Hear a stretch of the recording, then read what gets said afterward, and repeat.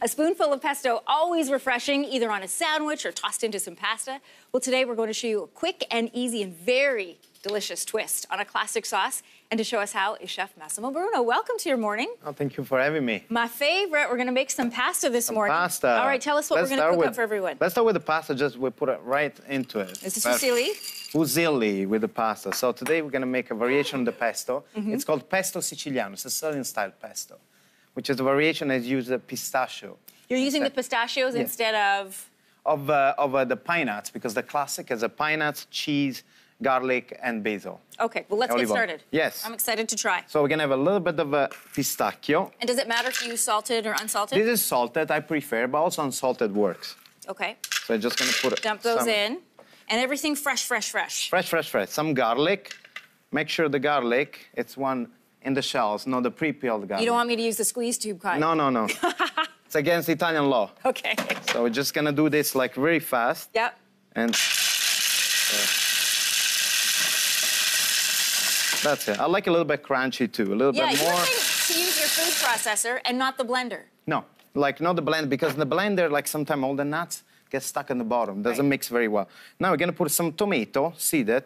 Does it matter what kind of tomato we use? I like Roma because I like a little bit juicier, like there's more pulp in it. But if you have also like a regular nice ripe tomato, that's okay. As long as you seed, so the water is out. That's very important. Take the seeds out. You can scoop them out with a spoon. I do my, with my hands. I use everything with my hand. Nice basil. Fresh basil. Now, you were giving me a really good tip about how to tell if your basil's the best. If you have these little flowers right here, that means the flavor of the basil is at its best. Ah, okay. So, and you can tell. Oh, I love it. Now, can we use this little flower? Yeah, why not? Oh, okay, why not? And make sure also the basil is nice and dried, washed and dried. That's very important. Now, you're doing this by instinct, but is there a measurement or something someone like myself can follow? I have like a measurement, but I say when it comes to basil, there's like you cannot overwhelm with basil.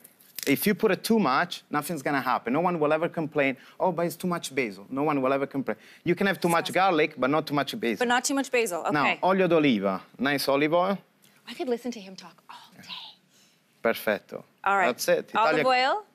And now we're just gonna pulse this, because if we do it really fast, it will cook the basil and will oxidize and taste a little bit bitter. So you're gonna go pulse.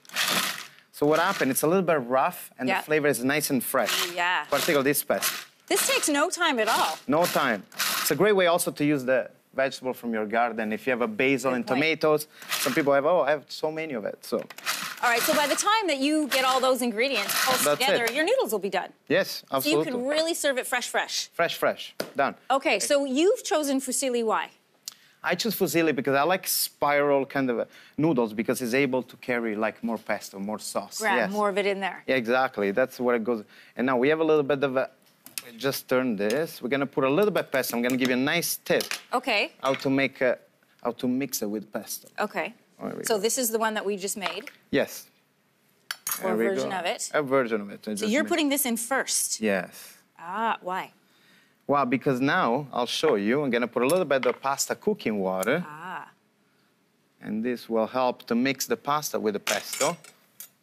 And this also gets everything hot, because up until this point, it's all just been room temperature. Exactly.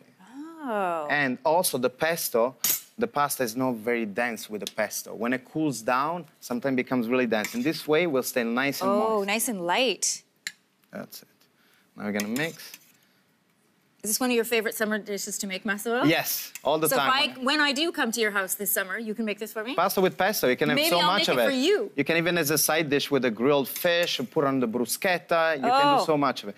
Now you can make a little bit in advance to the pistachio, even up to a week in advance. And you can freeze this, you were saying? You can freeze. As long when you make in advance, you put a little bit olive oil on top. Yeah. Because olive oil is a natural preservative. We put a little bit more. Okay, I'm gonna try this here before we run out of time. And this is great because it's lactose-free. There's no milk products in here. No, no milk, no cheese. Sometimes you can also put a little bit of chili flakes to recreate the cheese flavor. Oh, this is perfect, just the way it is.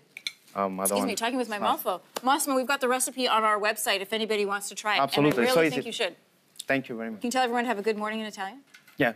Fate una buona giornata. E mettete questo a pranzo. And you're going to cook this for lunch today. I love it. We'll be right back after this.